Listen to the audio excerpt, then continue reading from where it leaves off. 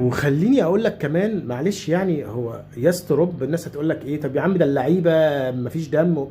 فين شخصيه المدرب؟ لما باجي اقول لك يسترب بعيد، هو يسترب يتحمل كل حاجه. فين شخصيه المدرب؟ فين شخصيه المدرب المرعبه اللي تخلي اي لاعب متخاذل يلعب غصبا عنه، يلعب بروح؟ فين خلق الدوافع؟ فين الانضباط التكتيكي في الملعب؟ فين الفنيات؟ انت ما حطيتش اي خطه بالخروج بالكره من ورا لقدام.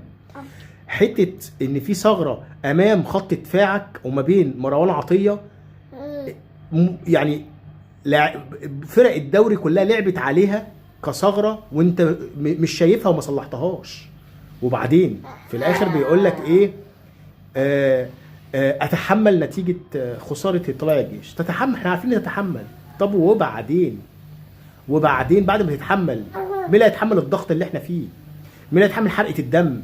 مين اللي هيتحمل خساره موسم كامل صفري؟ هتطلع من افريقيا. ما تقوليش انت كسبت الترجي، ده احنا كده ده يبقى عبث.